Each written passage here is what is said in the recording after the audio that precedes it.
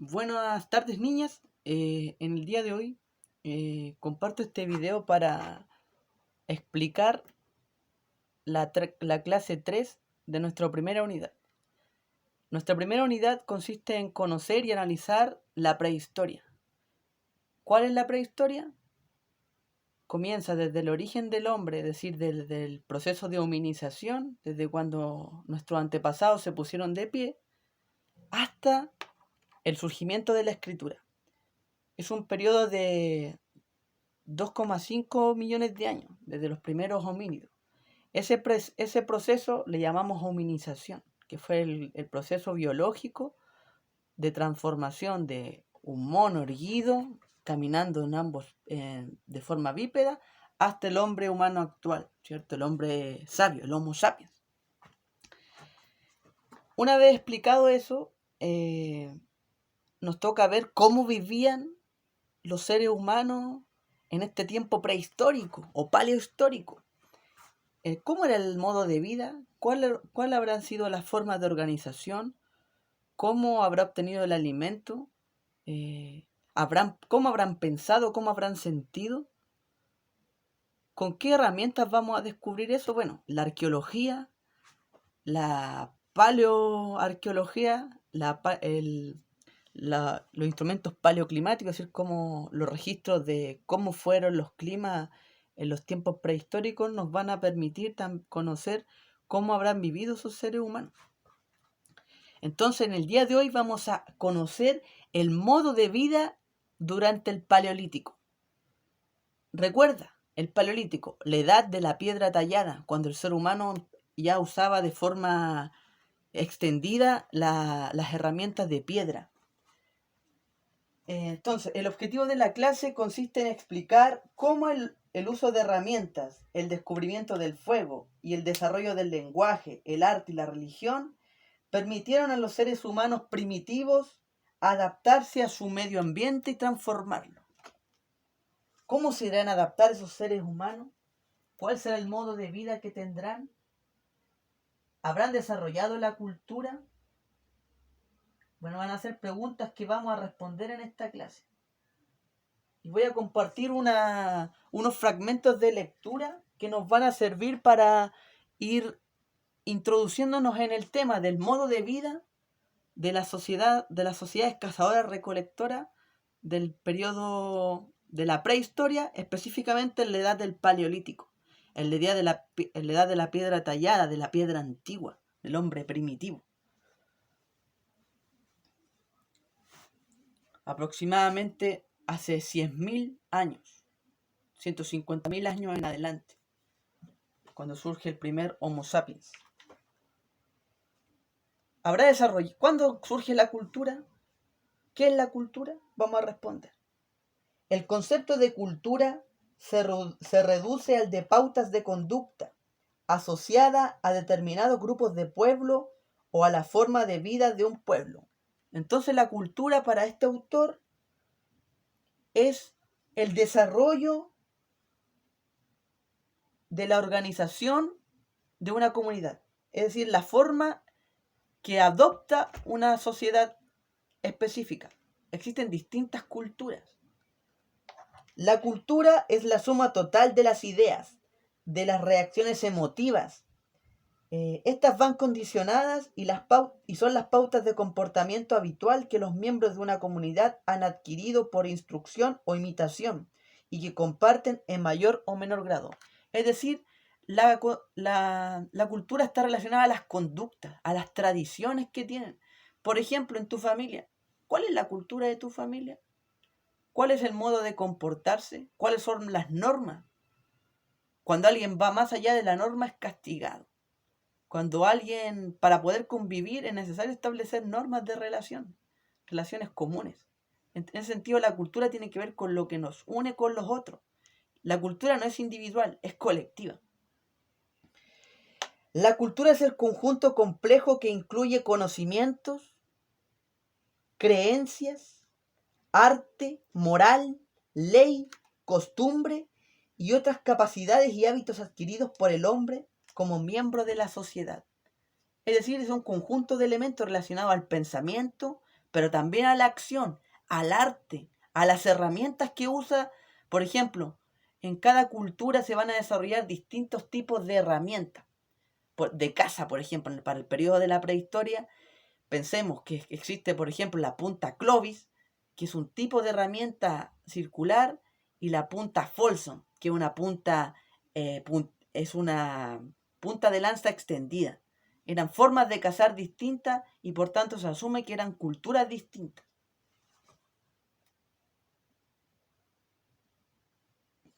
¿Cómo habrá sido el modo cazador-recolector? ¿Cuál habrá sido la forma de vida? Bueno, podemos decir que primeramente se organizaban en bandas familiares de no más de 100 individuos.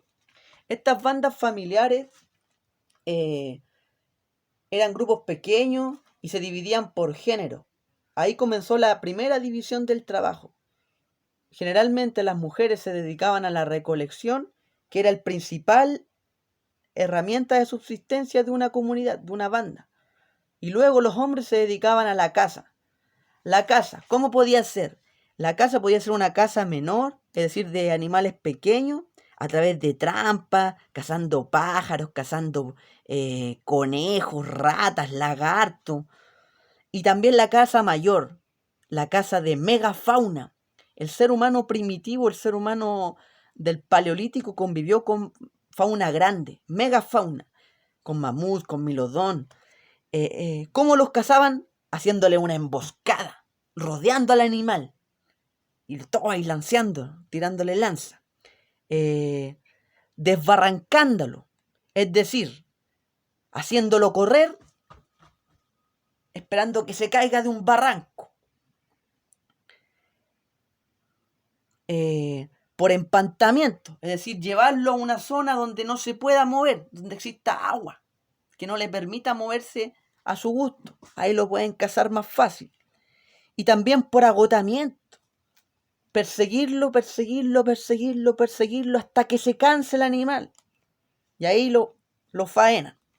En ese sentido había muchos tipos de herramientas, habían cuchillos, habían puntas de lanza, perforadores, raspadores, que servían para todo tipo de fases en la cual se iba a cazar al animal.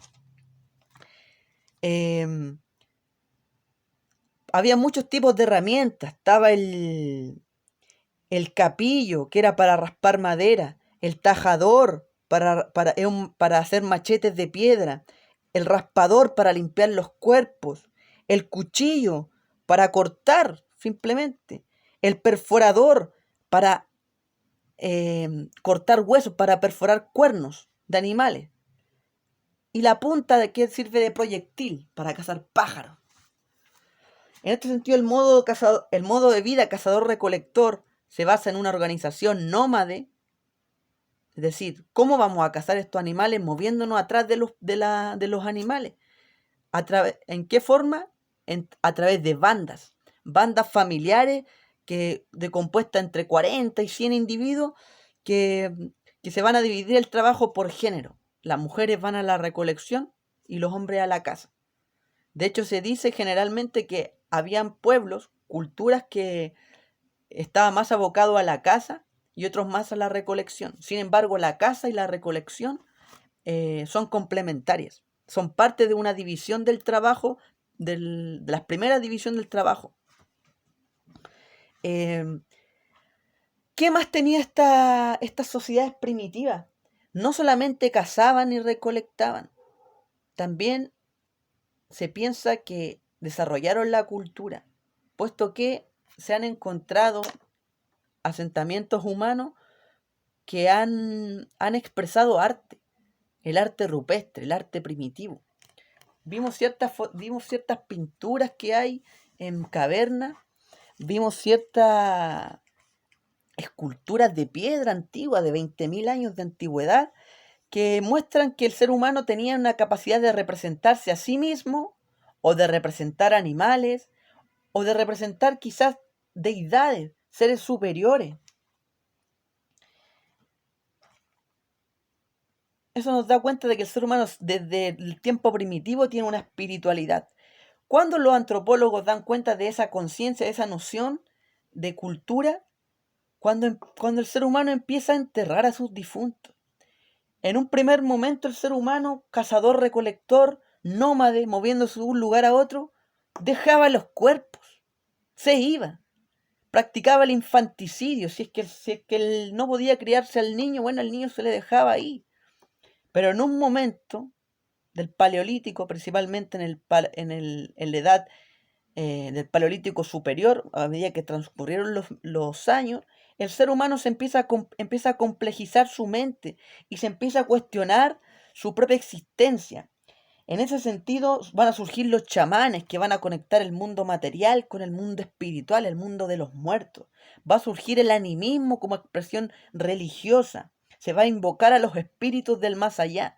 Se van a enterrar a los cuerpos con sus herramientas de piedra, con sus bienes más preciados. Se les va a poner alimento para que puedan vivir en el más allá. Entonces los antropólogos han definido que este es el surgimiento de las primeras culturas, cuando el ser humano empieza a pintar y cuando el ser humano empieza a enterrar a sus muertos. O sea, han descubierto caseríos, es decir, asentamientos humanos, que muy cerca de ellos están los asentamientos, son los cementerios. En este sentido, el ser humano primitivo se organizaba, tenía formas de organización en bandas familiares, tenía un modo de vida cazador-recolector, su patrón de movimiento era nómade, se movían de un lugar a otro buscando el alimento, y también tenían una espiritualidad que representaba a través del arte. Algo elemental para el ser humano es la domesticación del fuego.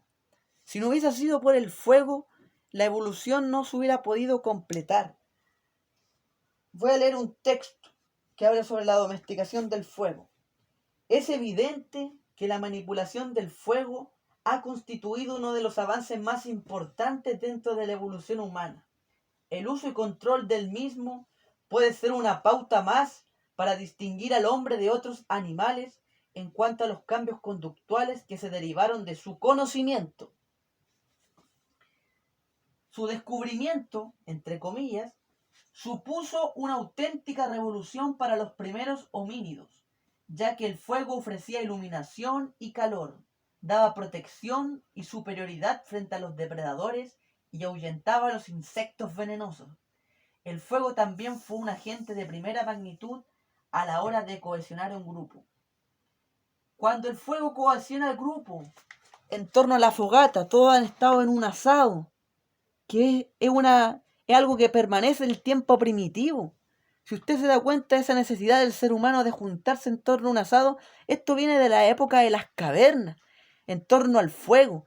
¿Qué se hace en torno al fuego? Bueno, se comparte el fruto de la caza, se comparten los alimentos que se recolectaron en el día. También se cuentan historias. ¿Y cómo se comunicaban? A través del lenguaje, a través de un lenguaje verbal y evidente a través de un lenguaje pictográfico, es decir, caracterizado en lo que es el arte rupestre. La comunicación, las primeras historias, comunicarle a los hijos cómo debo cazar mejor un animal, dónde estarán las tierras que me entregan más raíces, más frutos, dónde estarán los pájaros. Todo eso se comunica a través del lenguaje y en torno al fuego. Por eso estos primeros descubrimientos, estas primeras domesticaciones, van a hacer que el ser humano evolucione desde un punto de vista material, es decir, en sus capacidades de sobrevivencia y también en sus capacidades espirituales, en cuestionarse en preguntarse qué hay más allá de la muerte, en cuestionarme los fenómenos naturales, de dónde viene el rayo, de dónde viene la lluvia.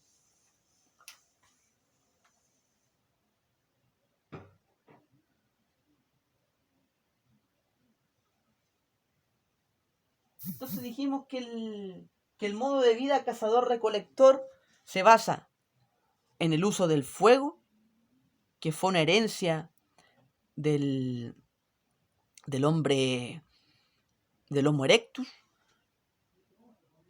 la domesticación del fuego, el uso de herramientas de piedra para cazar megafauna, grandes animales, la recolección, la pesca, también va a surgir la pesca en torno a los ríos, en torno al mar. Pero el ser humano va a tener que lidiar con algo que está más allá de sus capacidades, con el medio ambiente, con el entorno. Recuerdan que en la primera clase vimos que existió un libro que se llamaba El origen de la Tierra. Ese origen de la Tierra de Huston nos propone un modelo científico que va a decir que la Tierra tiene alrededor de 6 millones de años y que ha ido evolucionando.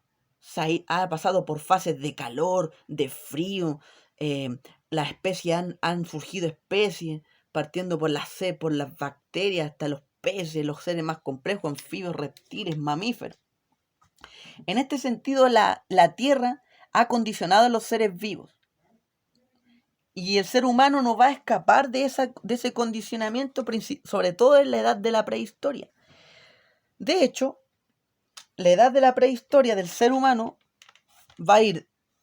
se va a llamar Paleolítico. Sin embargo, ese Paleolítico está en una era geológica que va del Plioceno al Pleistoceno. ¿Qué quiere decir esto? Que en este Pleistoceno, en esta edad geológica, en esta edad de la Tierra va a tener distintas características según la latitud, según el lugar donde se encuentren los seres humanos. De hecho, eso va a ser una de las primeras causas por la cual el ser humano tenga que moverse de un lugar a otro. Los animales se van a ir donde haya mejores condiciones de vida y por ende el ser humano va a ir detrás de esos animales. En este sentido, el medio ambiente, como fue cambiante, como pasamos de eras glaciales de mucho frío a eras de calor y eras postglaciales, el ser humano tuvo que adaptarse. La adaptación, ¿cómo nos vamos a adaptar al medio ambiente? ¿El ser humano habrá tenido capacidad de adaptarse? ¿Qué crees tú? ¿Cómo nos habremos adaptado al medio ambiente?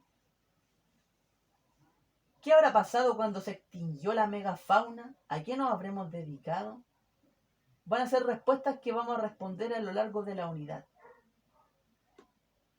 Sin embargo, ahora te voy a proponer unas lecturas que vienen a hablar de la adaptación. ¿Qué es la adaptación? Es la capacidad del ser humano de adaptarse a distintas circunstancias que son de tipo climática, de tipo física. Imagínate si hace erupción un volcán. El ser humano tiene que irse de ese lugar y adaptarse a un lugar totalmente nuevo. En este sentido, Gordon Schild, en Los orígenes de la civilización, nos dice que el ser humano ha sido capaz de adaptarse a una variedad de ambiente mayor que todas las otras criaturas.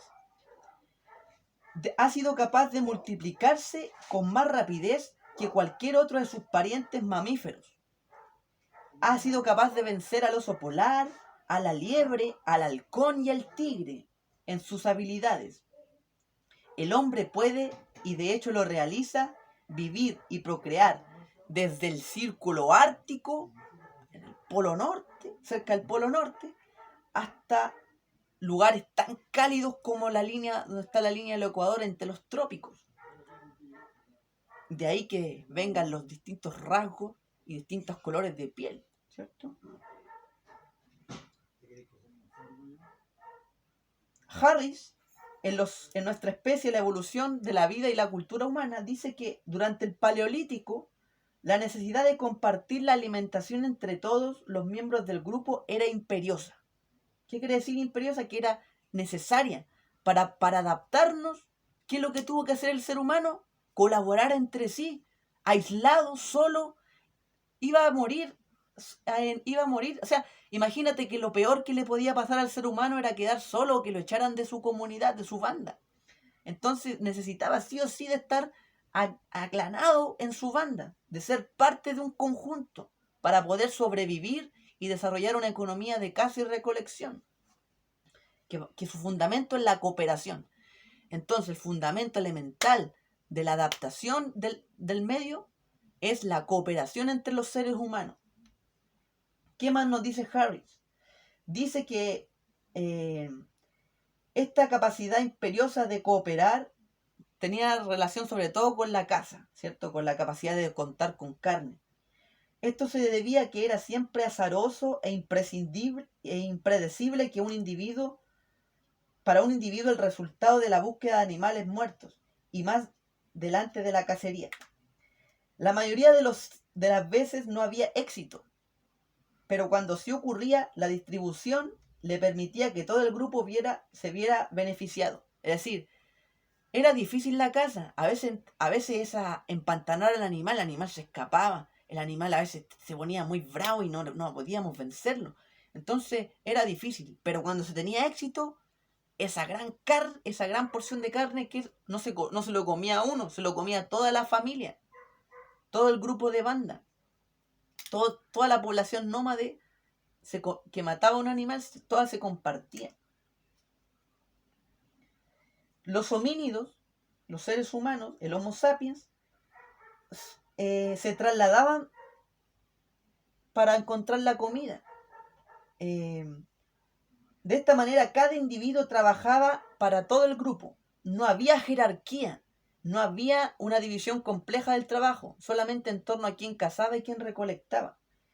Entonces, había una situación de igualdad. No existía la propiedad privada, existía más bien una propiedad personal. Es decir, este cuchillo es mío, este raspador es mío, pero yo lo comparto para que toda mi comunidad, para que toda mi banda se vea beneficiada y pueda sobrevivir en este medio ambiente.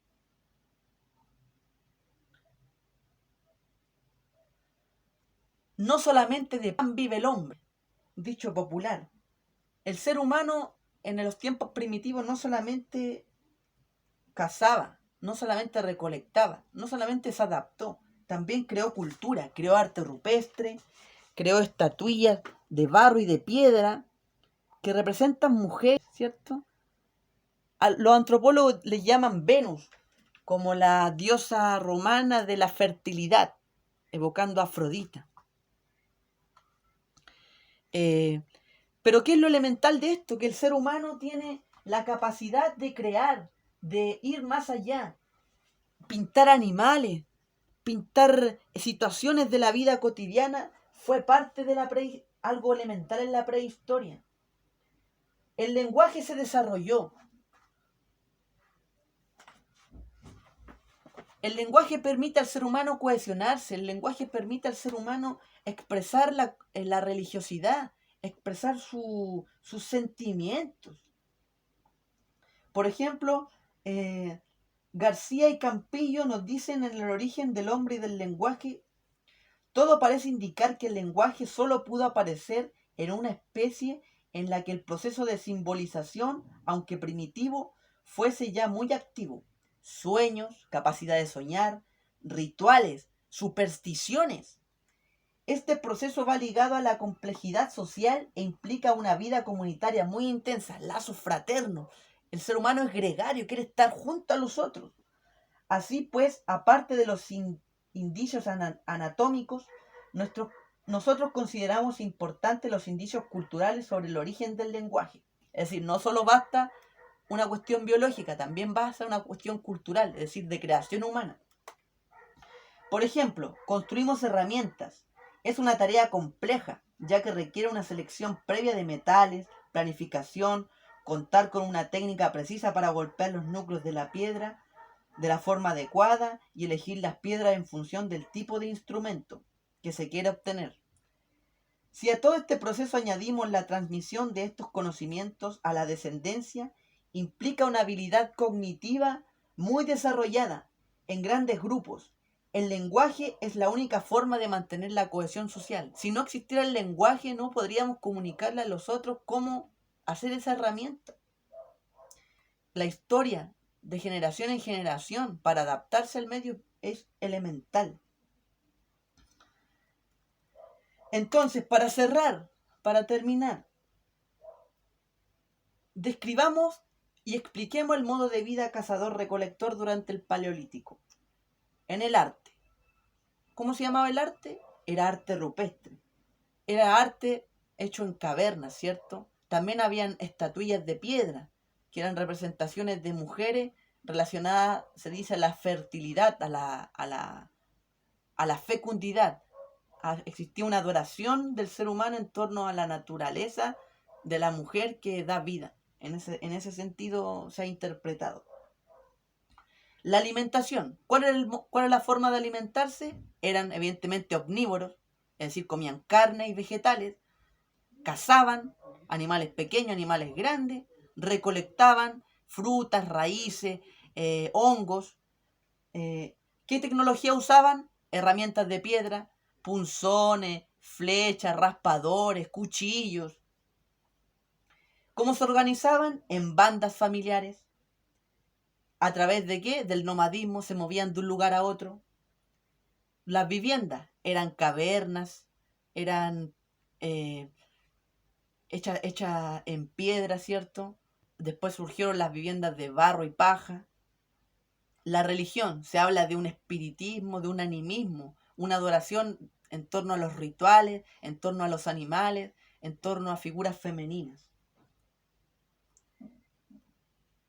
Entonces, niñas, cualquier duda que tengan me escriben al correo, ¿cierto?